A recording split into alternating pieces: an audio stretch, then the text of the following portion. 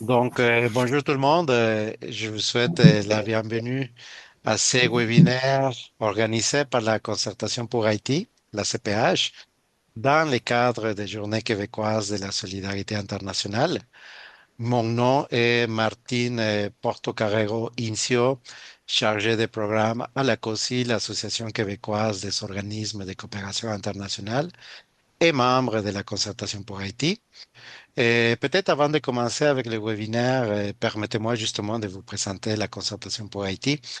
Et la Concertation pour Haïti, la CPH, est un regroupement d'organismes de la société civile, des membres aussi individuels et des individus de la diaspora haïtienne présente au Québec, qui participent au mouvement de solidarité avec le peuple haïtien. La CPH ouvre au niveau de la promotion et la défense des droits humains et des libertés fondamentales en Haïti, du développement solidaire et de la sensibilisation du public au Québec.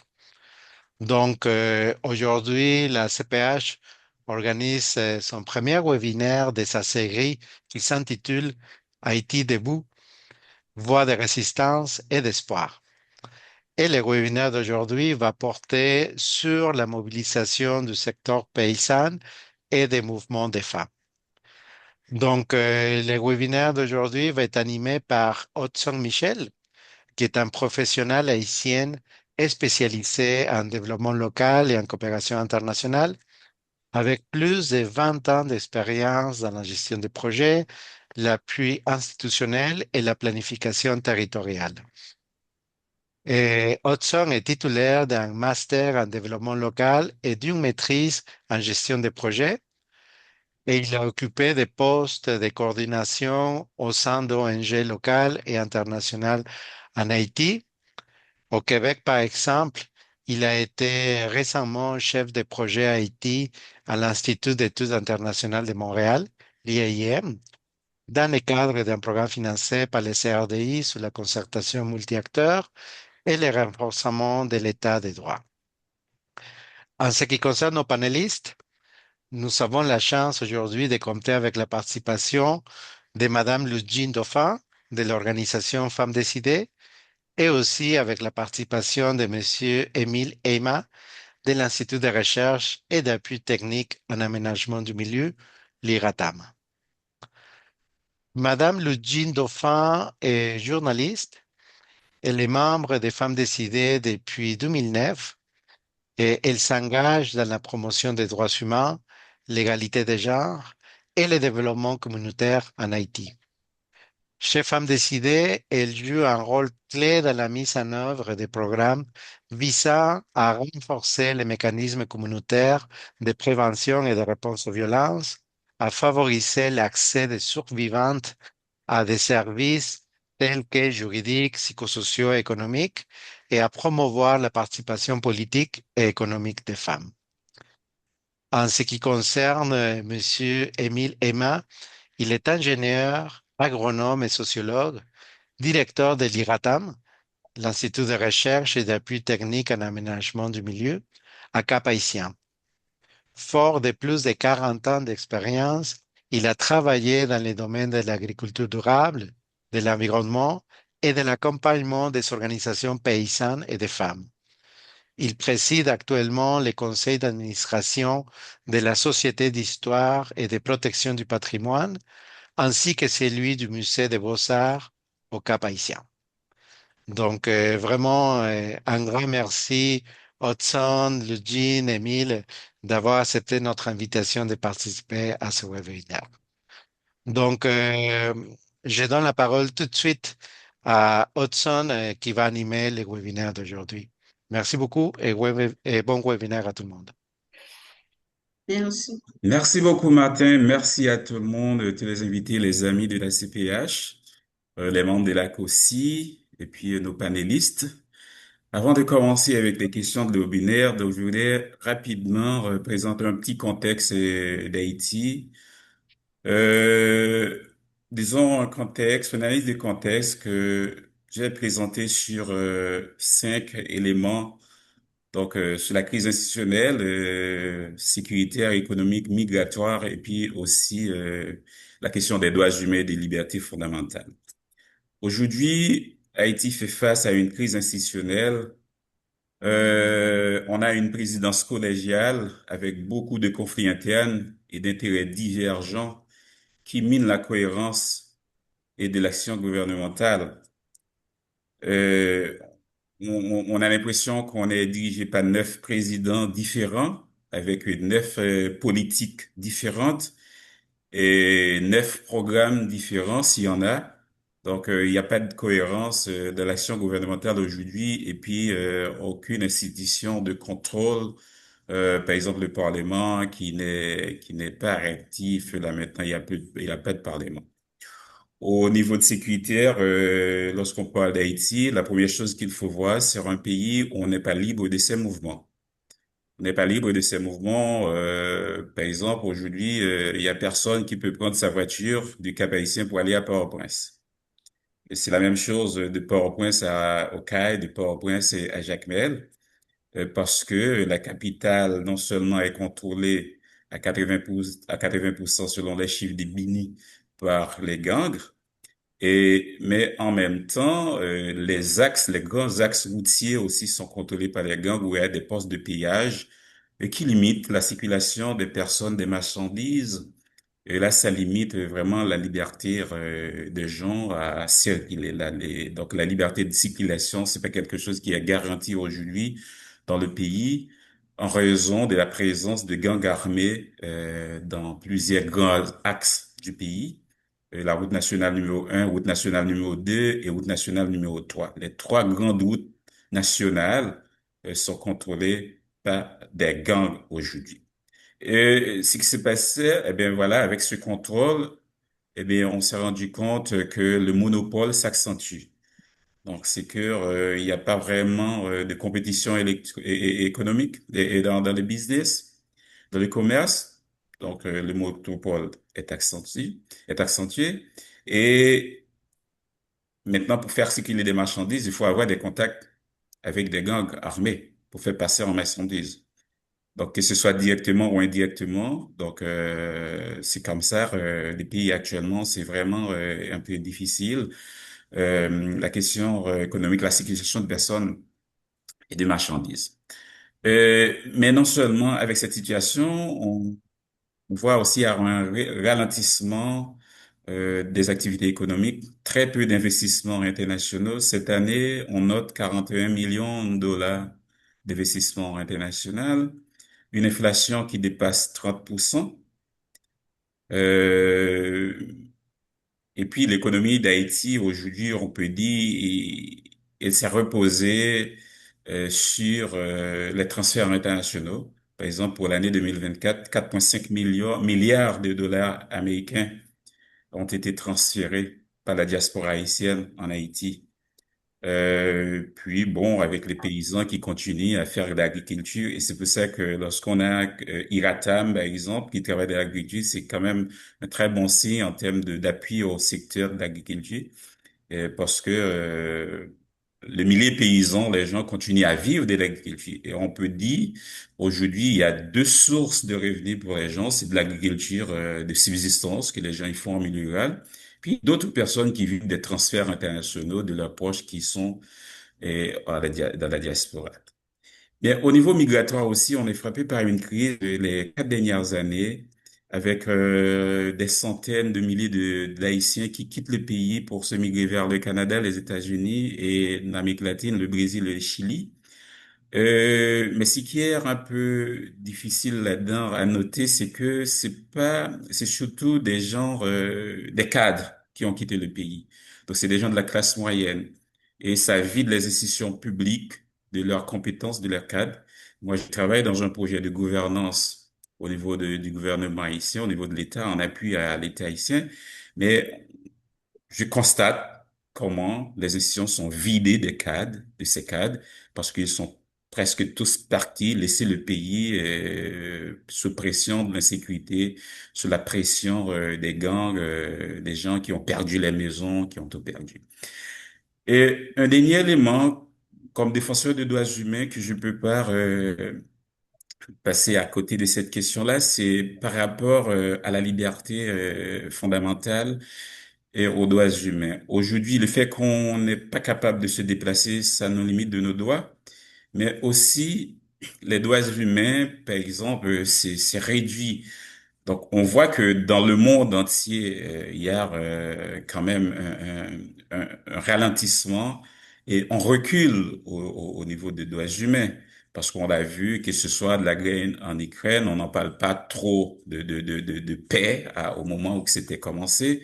Et guerre à Gaza, c'est presque la même chose. Mais en Haïti, aujourd'hui, avec tout ce qui arrive en Haïti, eh bien, les droits humains, c'est réduit vraiment à un peu de chagrin. Pourquoi? Parce que aujourd'hui, donc quelqu'un qui arrive quelque part, si sa carte d'identification nationale marquée qu'il est né à Croix-des-Bouquets, à Cité-Soleil, à Canaran, eh bien, il y a très forte chance qu'il soit lynché par la population, et même par des officiels du gouvernement.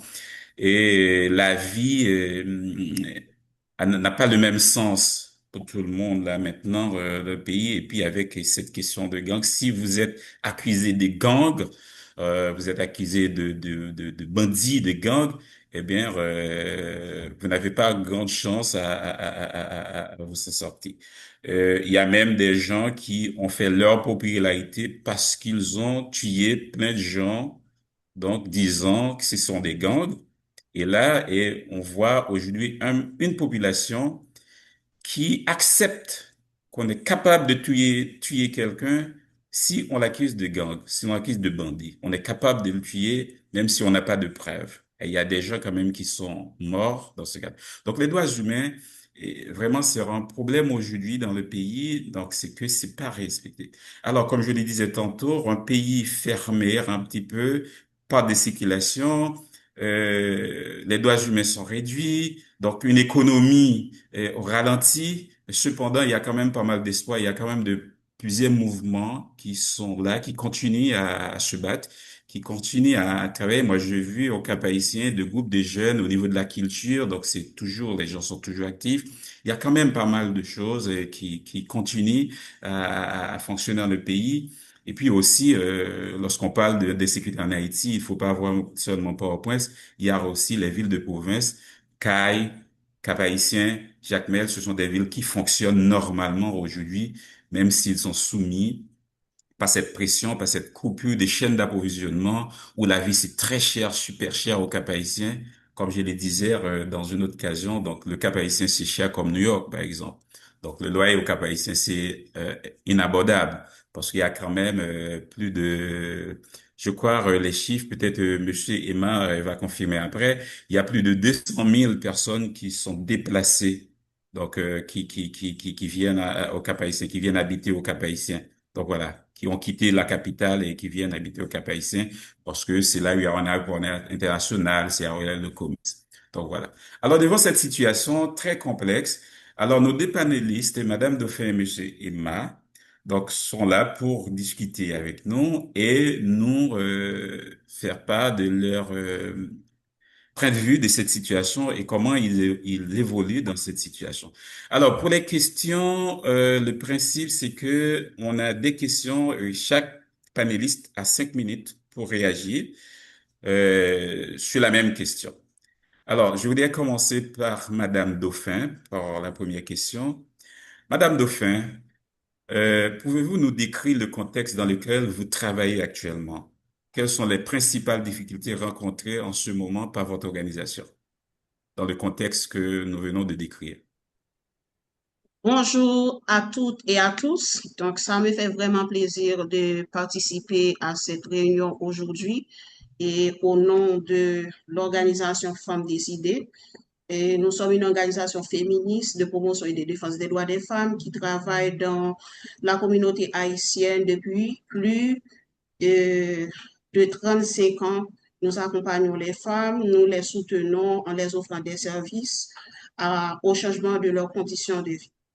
Actuellement, pour répondre à votre question concernant le contexte de travail de Femmes Décidées, et je peux dire que Femmes Décidées travaille dans un contexte extrêmement fragile et mouvant.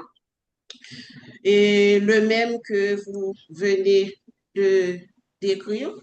Alors, cette situation résulte de la crise multidimensionnelle que traverse le pays, qui est marquée par l'insécurité, l'effondrement économique, les déplacements internes et les affaiblissements des institutions. Le plus dur ou la plus grande difficulté que nous rencontrons aujourd'hui, et c'est la migration donc, qui affecte en partie les interventions de femmes décidées parce que tous les jours, au niveau de notre bureau, nous recevons des femmes, des hommes, des enfants qui arrivent des zones où il y a des gangs qui sèment la terreur et ces personnes-là arrivent auprès de femmes décidées pour solliciter des services. Et la plupart des difficultés ou des problèmes que confrontent ces personnes-là, et nous constatons une hausse alarmante des violences basées sur le genre, une réduction drastique de l'accès aux services publics et une augmentation de la vulnérabilité économique de ces ménages-là. Donc, Femmes décidées, qui a déjà une expérience dans l'offre de services aux femmes et aux filles victimes de violences, est maintenant confrontée à des demandes additionnelles relatives à certains besoins qui concernent les services sociaux de base, c'est-à-dire les familles qui vivent des situations d'extrême vulnérabilité arrivent à Femmes décidées, donc sollicitent d'une part les services en matière de VBG, mais sollicitent également des services sociaux, ce que l'organisation ne dispose pas vraiment, c'est-à-dire ces familles-là sollicitent du support en termes d'accès à l'éducation et pour leurs enfants, l'achat de nourriture et le paiement de loyer, des frais de transport pour celles qui ont de la famille dans les communautés rurales à ce qu'elles puissent retrouver leur famille et beaucoup d'autres choses. Donc, elles sollicitent également de l'hébergement temporaire. Ce sont autant de demandes qui en partie dépasse les capacités de Femmes décidées en termes d'organisation qui intervient sur le terrain. Et aussi, ça a accouché une certaine forme de pression sur nos équipes, nos membres du personnel, nos membres qui doivent répondre à des demandes d'aide plus élevées par rapport à nos ressources.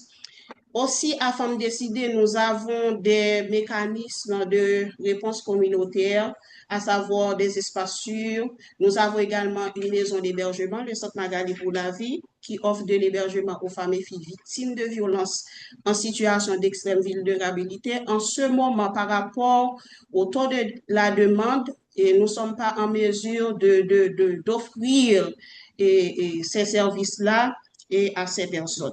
D'autant plus que avec l'effondrement du système économique dans le pays, la pauvreté continue à augmenter. Ça renforce davantage la vulnérabilité de la population, plus spécifiquement les femmes et les filles qui vivaient déjà des situations difficiles.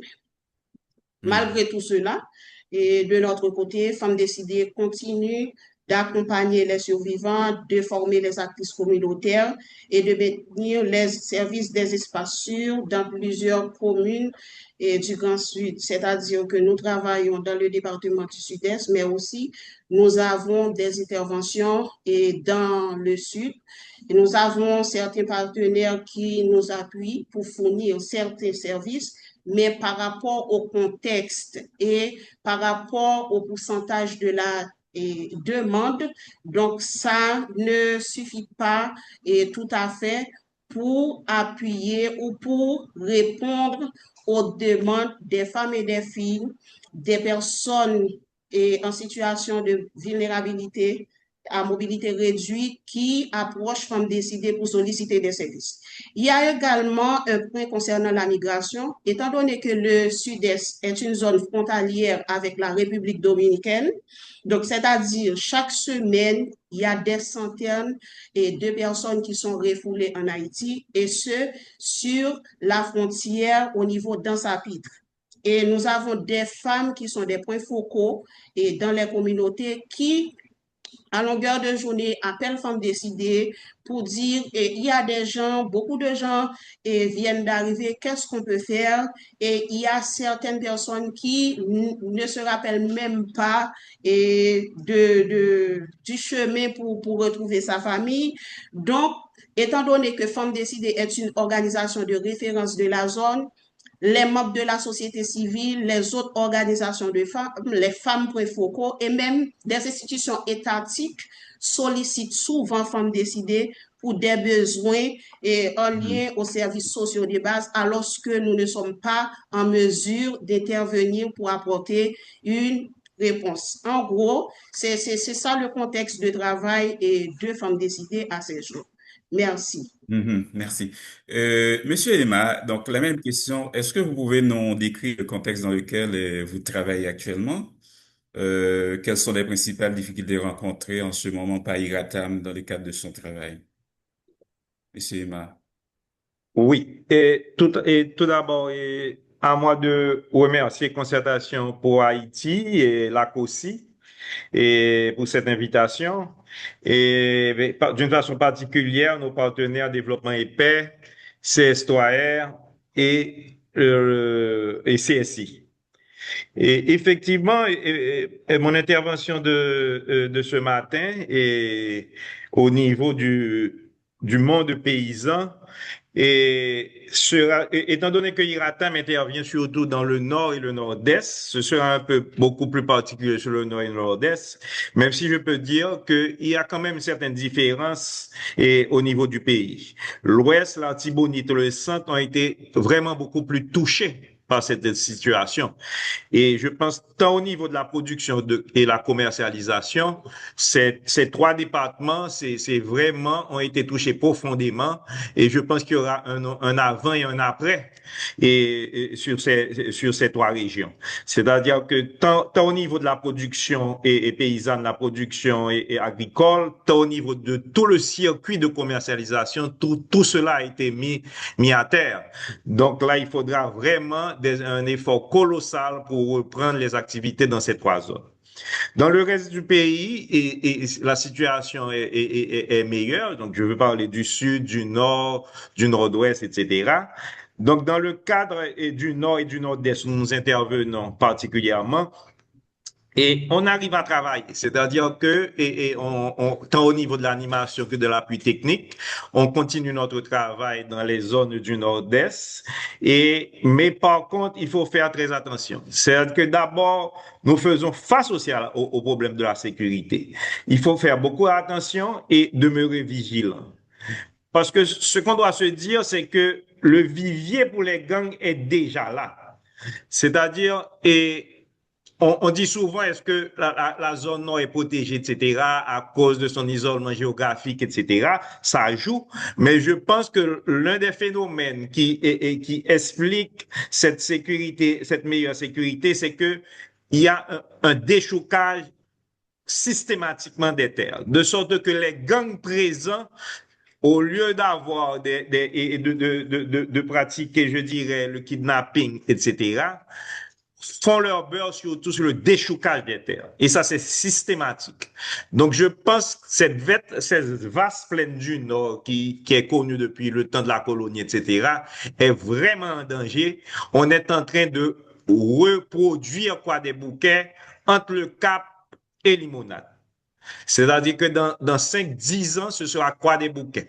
C'est-à-dire qu'avec les mêmes problèmes d'insécurité, d'urbanisation sauvage, etc. Et ça, c'est un lien entre les gangs déjà existants. Parce que ce qu'il faut faire attention, c'est pas barbecue qui va monter vers le Cap. Il existe déjà un vivier au niveau du Nord ou au niveau de Port-de-Paix, au niveau, je dirais, des Cayes, etc., qui vont reproduire et qui ont déjà commencé. C'est-à-dire que dans des zones de la plaine du Cap, tout proche du Cap, j'ai un ami qui a un terrain, c'est 50 hommes armés qui sont montés sur le terrain. Donc, c'est-à-dire que ça existe déjà, il faut faire très attention, ne pas comprendre, c'est quand barbecue arrive au Cap que le Cap sera touché. Non, les gangs sont déjà présents parce que les mêmes causes produisent les mêmes effets. Donc, avec la bidonnisation sauvage, la crise agricole, le déchoucage des terres, et qui hypothèque définitivement l'avenir agricole dans la zone, les groupes armés sont déjà présents et une multitude de jeunes sans emploi, le narcotrafic. Donc, si on ne fait pas attention, la situation qu'on vit à Port-au-Prince dans 5 à 10 ans, je ne le souhaite pas, mais ça va se reproduire à Jacmel, au Caille, au Cap, etc. Et donc, la paysannerie est vraiment aux abois, surtout dans les plaines, surtout dans la vaste plaine du Cap, et la production pratiquement cesse. C'est une urbanisation sauvage qui est en train d'être faite. C'est-à-dire que entre le Cap, si les gens connaissent la zone, entre le Cap et, je dirais, et Limonade, c'est pratiquement presque une zone urbanisée, presque totalement de plus en plus. Donc, les constructions, et on se demande aussi, de grandes constructions aussi, parce que qui viennent, donc, je pense, d'un financement et qu'on doit douter, mais aussi de l'exode des gens qui sortent de Port-au-Prince, des Gonaïves, de Miambal qui viennent s'installer au Cap, et il y a une demande pour l'achat des terres. Et là, au fait, ça fait le beurre des déchouqueurs qui vendent ces terres-là. Donc là, il y a tout un changement qui est en train de faire sur l'espace géographique et sur la réalité du pays. Il y aura un an avant et un an après cette crise. Donc, il faut bien se mettre ça en tête. Ensuite, la détérioration des conditions socio-économiques, hausse des prix, comme Hudson vient de le dire. Au Cap, c'est vraiment très cher, surtout pour les couches populaires. C'est-à-dire que et la nourriture, le logement, les soins, etc., tout ça, ça devient de plus en plus cher, le coût de la vie. L'indisponibilité aussi des produits, parce que c'était un pays très centralisé vers Port-au-Prince, et étant donné qu'il n'y a plus de Port-au-Prince, donc la dépendance vers la République dominicaine augmente énormément. C'est-à-dire que le Cap pratiquement ne s'approvisionne plus sur Port-au-Prince, mais s'approvisionne sur la République dominicaine. Donc, c'est tout ça. La crise énergétique, il y a pratiquement les prix et l'indisponibilité du carburant. De temps en temps, il y a des ruptures. La semaine dernière, il y avait une rupture. Donc, la crise demeure et une ville comme le Cap, après de 4 années sans électricité. Quand je dis sans électricité, c'est pas qu'il y ait des coupures. Les compteurs ont été détruits. La ville, ceux qui ont de l'électricité, c'est directement les groupes électrogènes ou le solaire. Il n'y a pas pratiquement pas de production d'électricité, pas un kilowatt de produit depuis 4 ans. Donc, c'est ça la situation. L'exode, c'est-à-dire que de Port-au-Prince, de l'Artibonite, du plateau central, la ville et la région éclatent. Le prix des terres augmente, la construction sur les terres agricoles, et parce qu'au fait, c'est le seul aéroport vraiment ouvert, donc c'est-à-dire qu'il y a une pression sur la ville, et que la ville ne peut pas tenir. Donc, au fait, pour nous, Autocap, nous sommes satisfaits qu'il y ait un autre aéroport au CAI. C'est-à-dire que, parce que, on était déjà à bout par rapport à la pression du reste du pays sur le Cap, sans investissement du pouvoir central sur la ville, alors que la pression existe au niveau sanitaire, Monsieur, au niveau de tout ça. Monsieur Emma, donc vous avez décrit une situation un petit peu inquiétante par rapport à ce qui évolue au niveau du Nord. Euh, mais à votre avis, quelles sont les priorités auxquelles la population haïtienne doit s'attaquer pour tenter de sortir de cette crise actuelle? Donc, vous pouvez nous en dire quelque chose dans 3 minutes, par exemple, non? Oui, est-ce qu'on passe à cette question ou bien on... Oui, est-ce que vous avez, à votre avis, est-ce que vous avez en tête quelques priorités auxquelles la population Absolument. haïtienne doit s'attaquer? Parce que vous venez de décrire une situation vraiment préoccupante, que ce soit l'accaparement des terres, donc la question de sécurité, la vie chère. Donc, j'ai OK. l'impression que ça nuit à votre travail comme accompagnateur de groupes paysans. Vous travaillez dans l'agriculture. Donc maintenant, en termes de priorités pour la population haïtienne, qu'est-ce que vous pensez que la population haïtienne doit s'attaquer pour tenter de sortir de cette crise actuelle? OK. Au niveau de la priorité, je dirais que quand on passe de crise actuelle, moi, je pense qu'il faut inclure ça dans le temps long. C'est un mal plus profond. Au fait, c'est une crise plus profonde. Si on prend un langage médical, on est arrivé à une métastase. C'est-à-dire que, et je pense que cette crise ne doit pas être située dans un temps aussi court, mais doit être située dans un temps plus long. C'est-à-dire que c'est une crise qui n'a pas eu de réponse pendant plusieurs années et qu'on arrive maintenant à une situation de décomposition totale de la société, une décomposition réelle je dirais, de l'État. Et là, je pense qu'à très court terme, c'est la question de la sécurité. Donc, c'est-à-dire qu'à partir des forces nationales, mais aussi à partir des forces internationales. Donc là, je pense que la première urgence, c'est la question de la sécurité. C'est-à-dire que c'est comme pour une maison en construction, on ne peut même pas encore parler de construire, c'est au moins de préparer le terrain et la première priorité, c'est la sécurité. Donc, on nous parle aussi de la question des élections, mais ça ne dépend pas. Il faudrait que ça se passe au niveau sécuritaire, qu'il y ait une bonne participation, qu'il y ait un vrai débat sur les fondamentaux, qu'il y ait un sérieux au niveau des résultats non faussés et qu'il n'y ait pas de résultats imposés. Donc, c'est sûr que ce sont les deux étapes qu'on aura à franchir à très court terme. Mais bien que pour nous, et si on place cette crise dans le temps long, c'est la question de la refondation de l'État. La question d'une société civile forte, la question d'une augmentation de la production et du partage équitable des richesses. Donc, donc pour nous autres, il faut vraiment placer cette crise dans un contexte beaucoup plus global. Il y a des réponses concrètes à très court terme. Je parle de la sécurité des élections, mais dans quelles conditions aussi ces élections? La sécurité, est-ce qu'il y aura une bonne participation? Même dans des cas où il y avait beaucoup plus de sécurité, la participation, on le sait, et combien que c'était que la population a participé. Et qu'il y ait de vrais débats sur les fondamentaux et un sérieux sur les résultats et non des résultats imposés.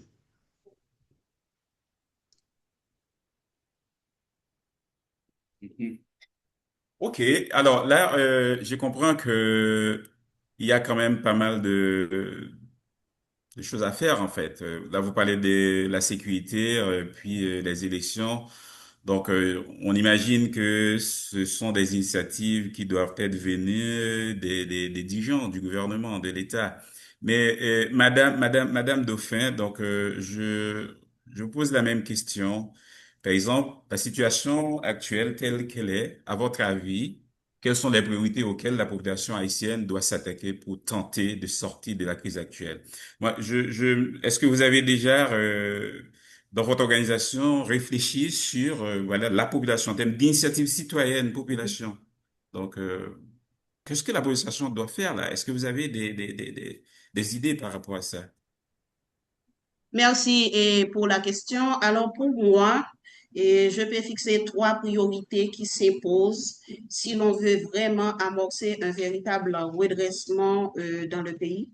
La première priorité, c'est encore la sécurité et la protection de la population.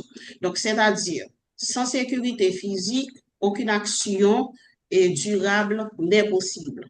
La population, les membres de la population, les femmes, les jeunes et les enfants, les catégories vulnérables doivent pouvoir circuler librement, travailler, aller à l'école, porter plainte et accéder à des services sans avoir eu de la peur, sans craindre qu'un kidnapping pourra les atteindre, sans craindre des pressions, etc. La deuxième priorité, c'est la reconstruction des institutions publiques. Donc, c'est une priorité obligatoire parce que l'État, en tant qu'organe décisionnel, doit pouvoir prendre des décisions pour renforcer les institutions publiques, pour renforcer ou du moins combler les vides institutionnels. Donc, ça Mhm. va immédiatement appeler à réaliser des élections dans le pays pour combler les vides institutionnels. Pour ce faire, et je reviens vers la première priorité, il faut la sécurité et la Mhm. protection. Donc, c'est-à-dire, ces priorités sont en effet liées. Et pour nous, à Femmes décidées, nous avons également besoin, et surtout en ce qui a trait à la reconstruction des institutions publiques, nous avons besoin d'un système judiciaire fonctionnel, d'un système de santé accessible, d'institutions locales capables de jouer convenablement leur rôle afin de répondre aux besoins spécifiques des femmes et des catégories vulnérables. Cela doit aussi passer par une volonté politique et de la part des acteurs étatiques pour inclure les femmes dans les espaces de décision. Pour reconstruire les institutions, les femmes doivent participer dans ces processus-là. Pour la troisième priorité pour Femmes décidées, c'est l'autonomie et la relance locale. C'est-à-dire, nous avons besoin des soutiens pour améliorer les moyens de subsistance, notamment pour les femmes rurales, ce qui est essentiel. C'est-à-dire, sans alternative économique, la violence et les stratégies de survie vont s'aggraver davantage. Donc, il est essentiel d'investir dans l'agriculture, les petites entreprises pour les femmes, l'entrepreneuriat féminin et l'éducation des jeunes est indispensable.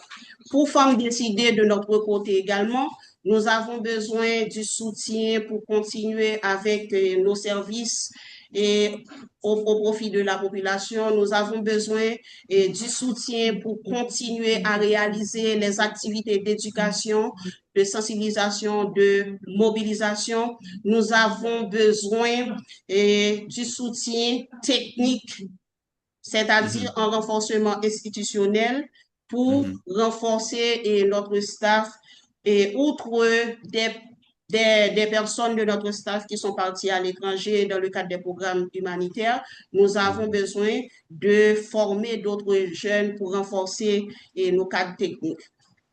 Ok, Madame Dauphin, donc une crise multidimensionnelle, donc il faut toucher à plusieurs éléments, c'est ce que je comprends dans votre intervention et l'intervention de Monsieur Emma.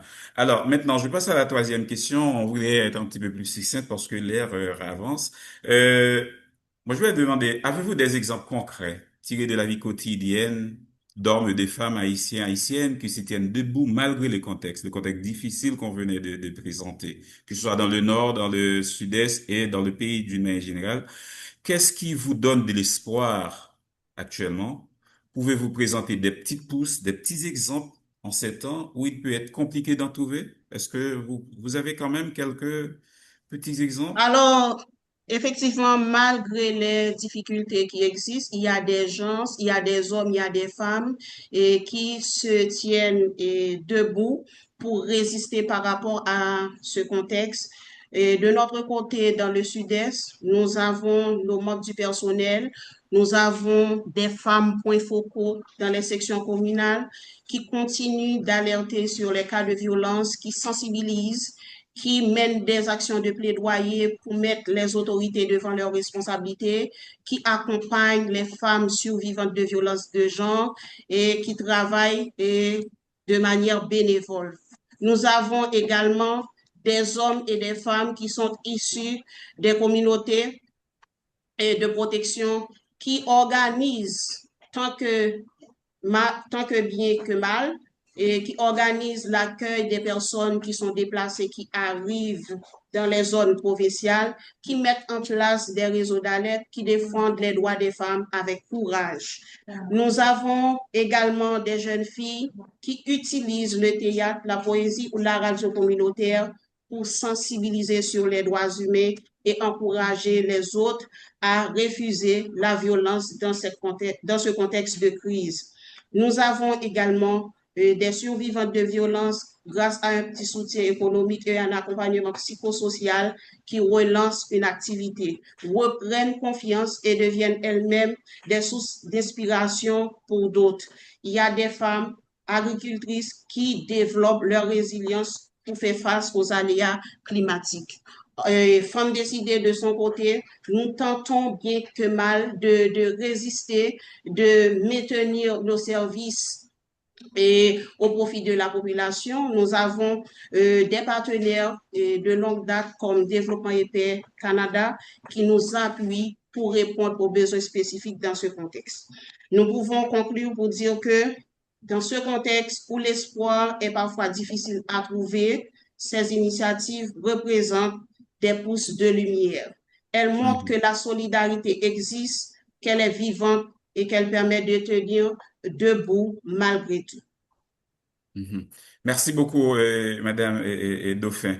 Monsieur Emma, donc je pose la même question à vous. Donc, avez-vous des exemples concrets tirés de la vie quotidienne d'hommes, de femmes qui tiennent debout malgré le contexte difficile actuel?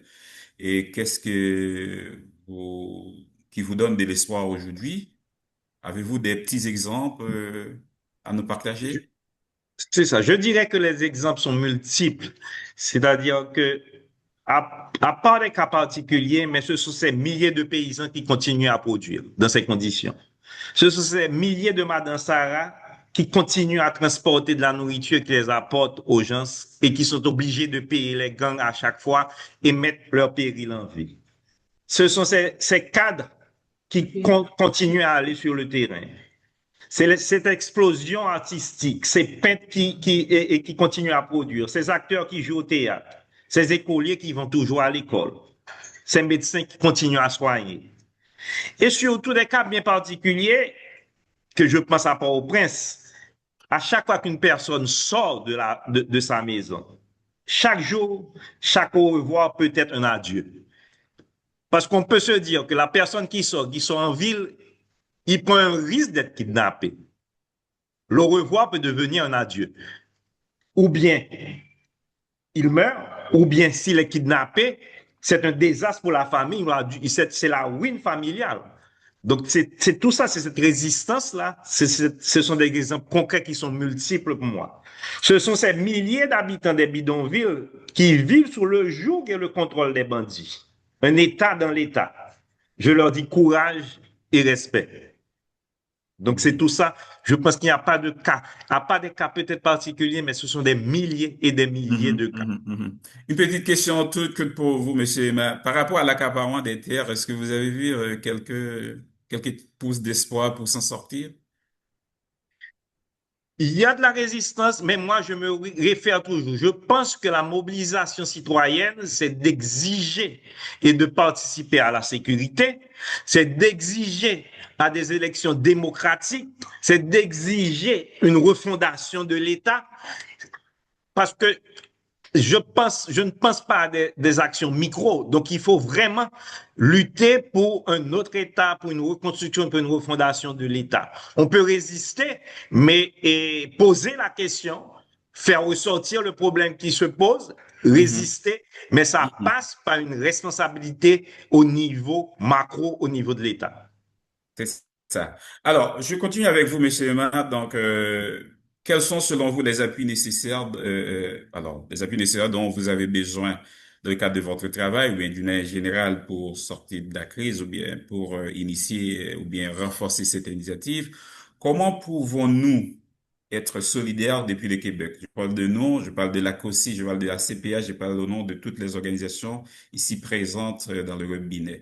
Comment elles peuvent être solidaires avec vous depuis le Québec? Quel plaidoyer qu'elles peuvent faire auprès de leur gouvernement, que ce soit le gouvernement fédéral, le gouvernement provincial? Comment vous voyez ça? Est-ce que vous avez des idées? Je pense tout d'abord, c'est de continuer à appuyer ces projets que j'appelle des projets de résistance. Parce que ce que vous êtes en train de faire, ça nous permet de résister, de continuer, de produire, d'accompagner les paysans. Donc, nous vous remercions pour cet appui qui nous permet de résister dans cette situation.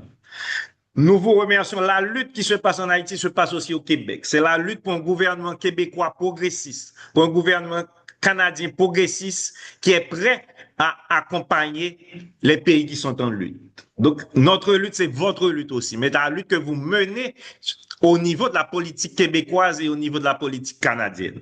C'est le plaidoyer pour la sécurité en Haïti, une sécurité réelle et non de façade. Le plaidoyer pour des élections dans de bonnes conditions, pas dans des conditions où les élus sont imposés. un plaidoyer pour appuyer les programmes de développement. Ils savent qu'il y a des gens intéressants en Haïti. Ils savent qu'il y a des gens en Haïti qui sont sérieux. Ils savent qu'il y a des gens en Haïti qui ont des programmes qui sont en lien avec la population. Mais malheureusement, ce n'est pas toujours ces groupes-là qui sont appuyés. Il y a d'autres groupes qui continuent d'appuyer et qui ne sont pas nécessairement aux côtés du peuple. Laisse-moi plaidoyer pour qu'il y ait vraiment un appui vers le peuple et pour le peuple. Une, une, ensuite, un plaidoyer pour le respect de la souveraineté, pour la souveraineté et la reconstruction de l'État. Je pense qu'on dit qu'un pays ne disparaît pas, oui, mais un État peut disparaître. Donc, je pense là qu'il y a une lutte pour un État vraiment souverain en Haïti. Est-ce qu'il y aura, dans ce 21e siècle, des niveaux d'État, des catégories d'État, où au besoin, où le pays n'a plus de souveraineté, bas monnaie, a un drapeau, gagne des fois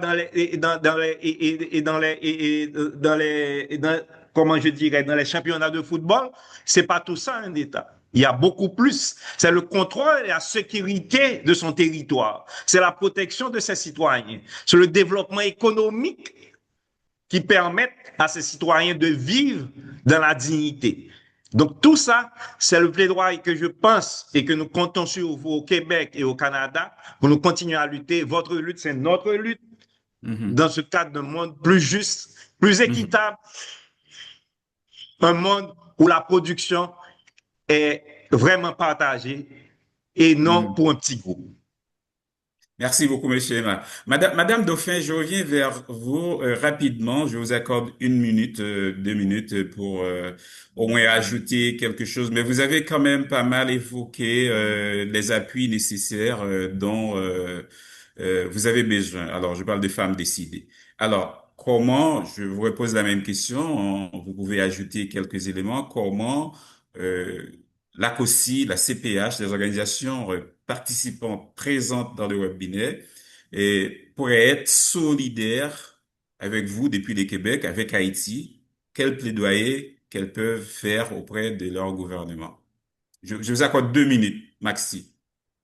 Votre micro est fermé, Madame Dauphin. Oui, alors pour répondre rapidement, je peux dire que la solidarité cette solidarité-là peut prendre dans plusieurs formes.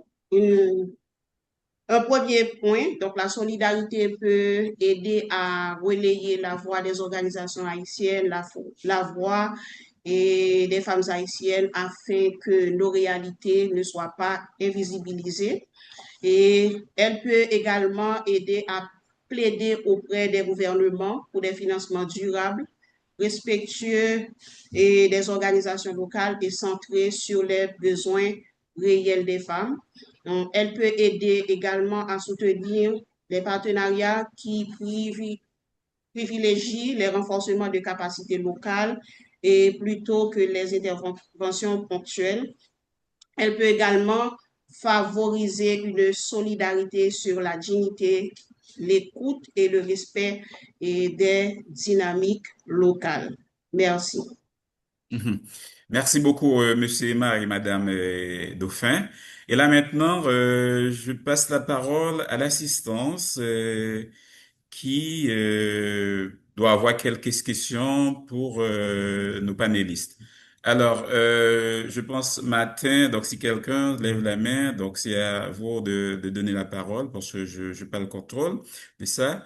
Euh, Oui. on, donc, nos panélistes sont maintenant prêts à répondre à vos questions, même vos réflexions par rapport à la situation de la crise haïtienne.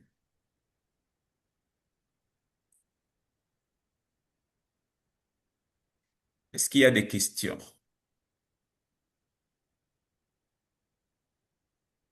Des questions ou des interventions? Voilà.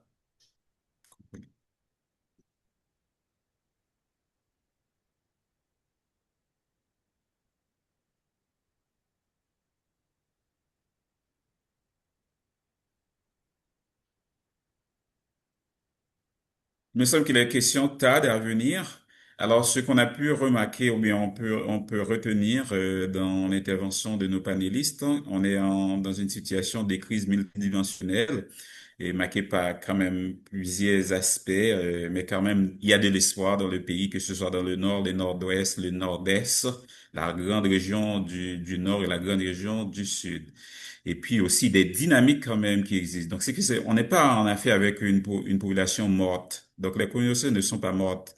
Elles sont là, elles sont actives dans certains cas, même si elles sont soumises à la pression des gangs, à tout ce qui existe dans le pays pour l'instant, mais c'est qu'il y a une dynamique qui existe. Donc, il y a de l'accompagnement qui est en train d'être donné, des initiatives citoyennes dans le pays maintenant pour sortir de la crise.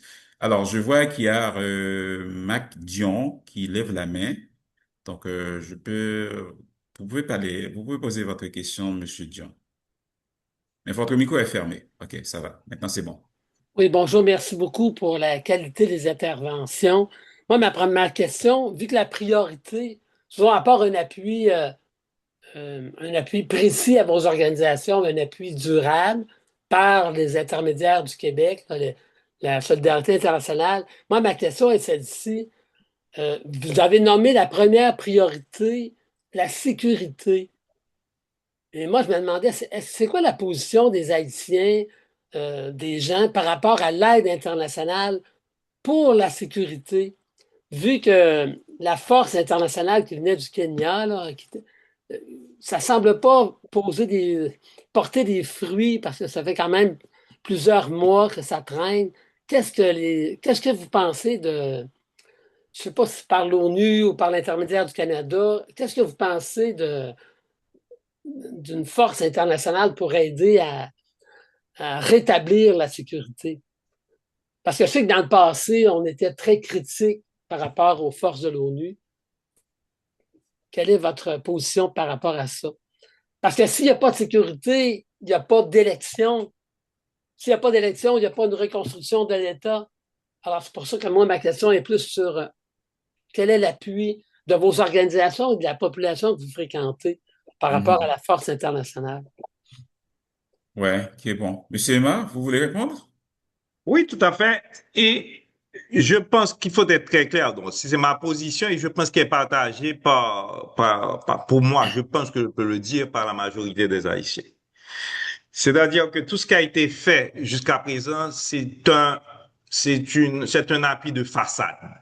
Il est très clair que il y avait effectivement au niveau d'Haïti des gens qui se plaignaient et des gens qui s'opposaient à toute intervention extérieure.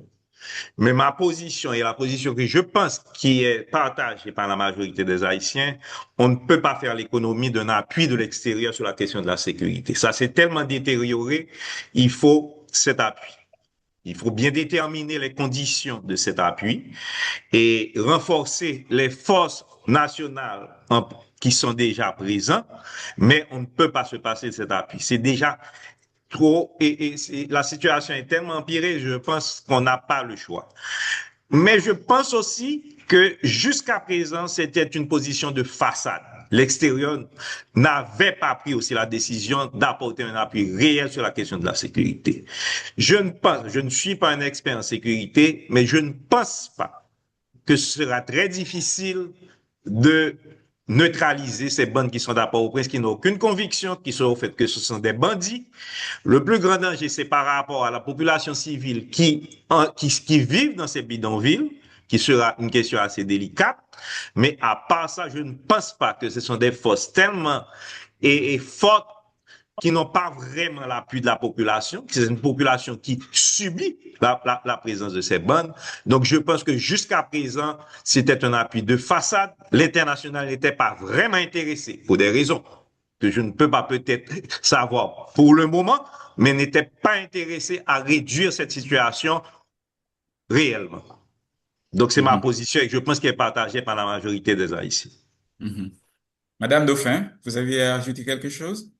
Oui, alors Femmes décidées va abonder dans le même sens. Pour nous autres, cet appui, c'est quelque chose qui devrait être révisé parce que cet appui-là n'a pas toutefois touché les objectifs précis. Donc, appuyer la sécurité en Haïti, il faut aller en profondeur. Ce n'est pas d'aller chercher des gens de l'extérieur, donner quelques motocyclettes, donner des voitures pour dire que vous appuyez la sécurité en Haïti. Il faut revoir cette pratique, aller en profondeur. On a identifié certains acteurs comme des gens qui sèment la corruption, qui financent les groupes armés. On a donné des sanctions à ces personnes-là, mais ces sanctions-là ne sont pas tout à fait efficaces. Donc, il faut aller en profondeur de la chose parce que c'est un problème complexe qu'il faut résoudre. Il faut toucher à tous les niveaux, les auteurs, et les groupes armés qui sèment la terreur et les leaders, la classe politique, la classe économique qui maintiennent cette situation en Haïti. Haïti fait partie de plusieurs organismes internationaux et il y a plusieurs États qui se réunissent et parfois, il faut également faire pression sur le gouvernement et pour que l'aide internationale en matière de sécurité soit effective avec les forces qui sont en Haïti et pour avoir au moins une amélioration de la situation. On ne peut pas continuer à dire que la communauté internationale appuie la sécurité en Haïti. À longueur de journée, on compte les décapitalisations, on compte les violences sexuelles, on compte les morts. Donc, il faut arrêter effectivement avec ça et repenser la chose. Merci. Merci. Merci beaucoup, Madame Dauphin. Jacques Lodica, Jean-Claude a une question, la main levée. Donc, je ne sais pas si ça va. C'est Oui. bon? Oui, oui, c'est bon. Oui. D'accord, merci. Mais d'abord, deux petites remarques. Euh, Récemment, à plusieurs reprises, des groupes de droits humains ont parlé de certains dérapages de la mobilisation citoyenne où des gens, peut-être accusés à tort, ont été victimes de brigades d'autodéfense.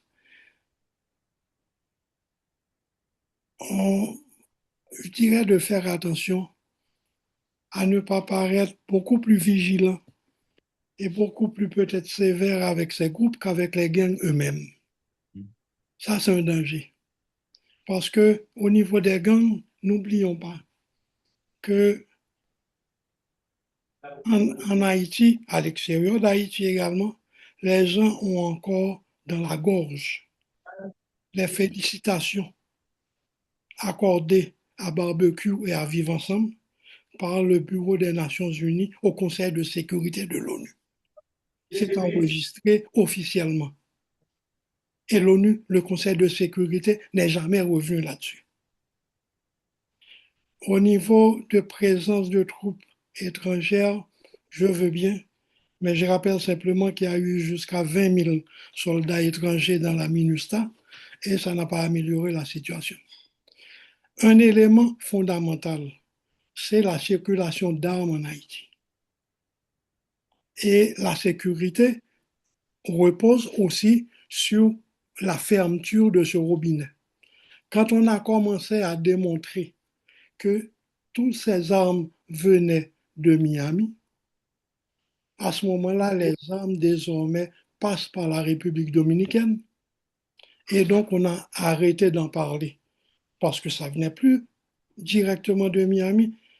Même les gangs aujourd'hui sont dépendants de la République dominicaine. Mais les vrais fournisseurs d'armes qui sont dans des pays que l'on connaît, que tout le monde connaît, ils ne sont jamais touchés. Je pense que là, il y a un problème fondamental. Est-ce que ça fait l'affaire de quelqu'un? On peut poser la question. Je remercie les deux panélistes de leur intervention. Un point au niveau de l'intervention de Émile Ema qui a parlé d'inscrire dans le long terme la reconstruction d'Haïti. On est entièrement d'accord. Mais ça prend un plan pour le long terme. En gros, on sait déjà, Mais pour le court et le moyen terme, question des élections, tout ça, ça prend aussi un plan clair pour le court et le moyen terme. Et ça, quelque part, c'est ça qui va déterminer aussi le long terme demain. Mhm. Parce que l'international ne cesse de répéter, de faire pression sur les élections, alors qu'il n'avait pas dit un mot pendant tout le règne de Martelly, il n'y a jamais eu des élections. Il n'y a jamais personne qui s'est plaint là-dessus. Et brusquement, d'autant plus que certains gros contrats ont été déjà signés, donc on veut des élections pour valider, légaliser tout ça. Alors, le court moyen terme, là, je pense que c'est ça qui... Enfin, je voulais simplement dire de ne pas oublier que la reconstruction à long terme, oui, mais ça nous prend des visées claires sur le court et moyen terme. Merci. Et Mhm. bravo, bon Merci. courage, Kembela. OK. Merci beaucoup, Jean-Claude. Est-ce qu'il y a d'autres questions? Parce que on peut... donc, s'il y a d'autres questions, il me semble qu'il n'y en a pas. Bon, j'ai pas couru la liste. Il n'y a pas de questions. Alors, s'il n'y a pas de questions, alors je crois que cette webinaire là aurait été utile et puis nous remercions Madame Dauphin et Monsieur Emma. Et puis voilà. Alors moi je passe la parole à Martin qui va conclure. Mm.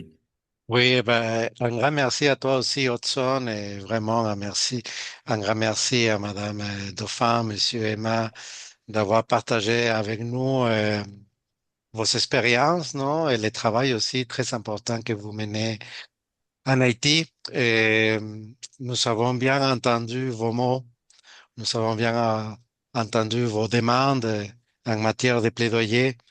Donc, ben, soyez assurés que la CPH, la concertation pour Haïti, se mobilise et va se mobiliser en solidarité avec le peuple haïtien.